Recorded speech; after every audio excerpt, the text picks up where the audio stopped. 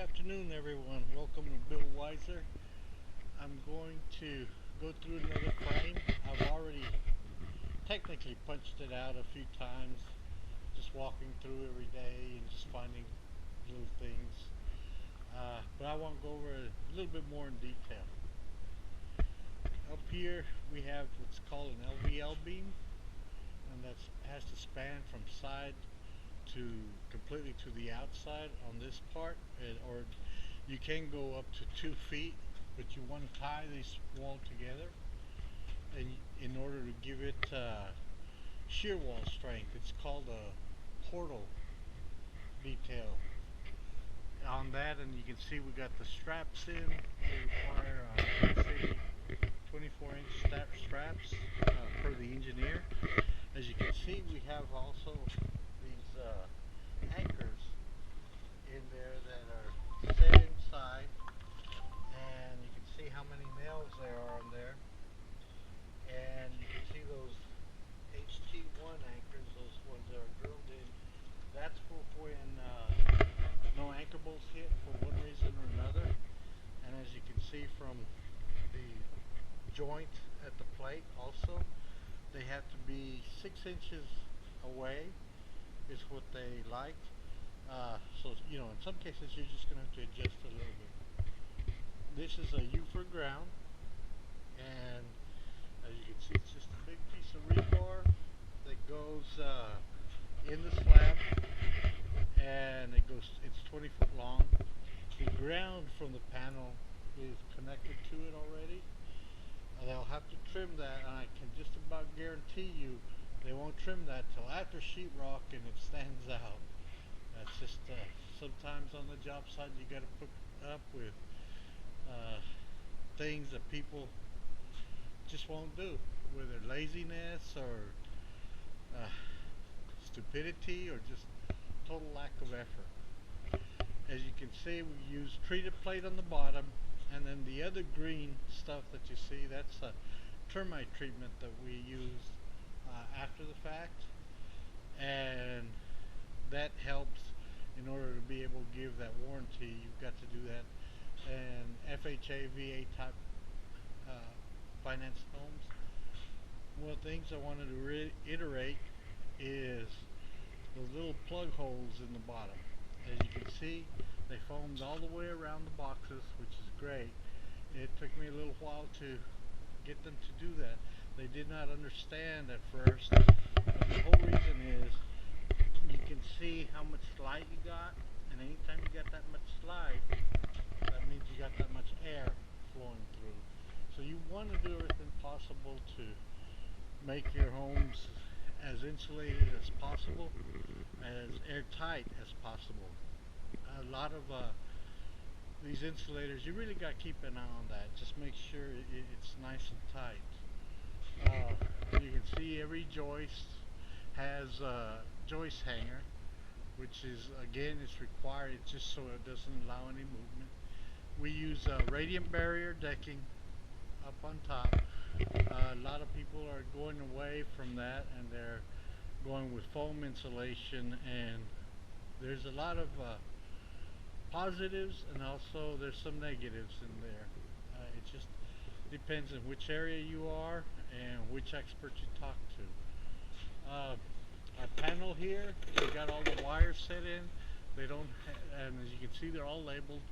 These are all the home runs that go to, and they've got the neutrals and the hots separated, and they got the grounds already all tied in.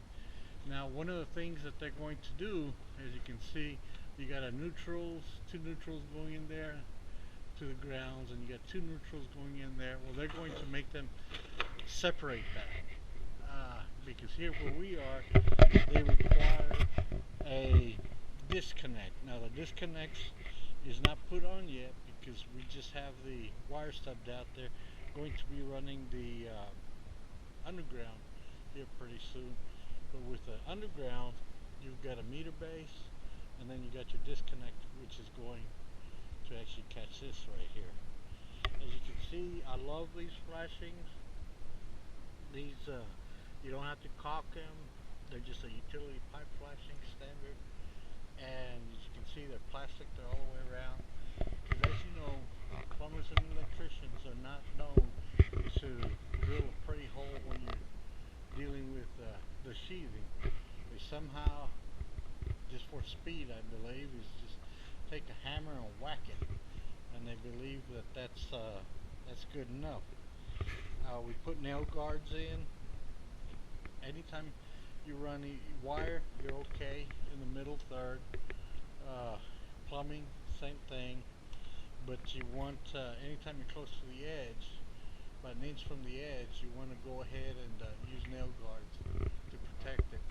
As you can see, we also polyseal the top plates, and that polyseal is also on the interior walls, as you can see. And that's just to keep the air infiltration from in between going up into the attic, and again losing more energy. These foam draft shields that they have, that's basically when you blow the insulation. As you can see, it has a little inch-and-a-half little air gap on top, and that allows the air to flow all the way up to the attic. On the outside, I'll show you, we have what's called a vented soffit. So it's all the way on the sides, on the lower hip roof sides, it's all vented. Again, you can see the radiant barrier all the way around. Just taking it slow here. And we use PEX over here due to all the situation with the copper. But we do use the compression fittings, which those I've not had any problems with them leaking. Everything is braced the way it's supposed to. We use a vinyl liner down here because we dropped the concrete, and that's so they can build it up and put in a tile bed. Now this corner tub here that they framed in actually comes out. It has to come out. It's actually the tub itself that's sitting there. They get a little confused because on the rectangular tubs we use a drop-in, which you do build a deck out, you cut the oval out, and then it eventually just sits on top. On these corner tubs, they all come together in one piece, and then we just put a marble skirt, which looks nice and keeps it nice and clean and neat. You can see all the piping that's in the attic. It's all insulated, and you'll notice all the plumbing piping also is insulated on exterior walls but not on the interior, and that's of course because temperature. You've got the temperature outside, and inside, whether it'll be heated or cooled, on the inside temperature it'll stay closer to more consistent.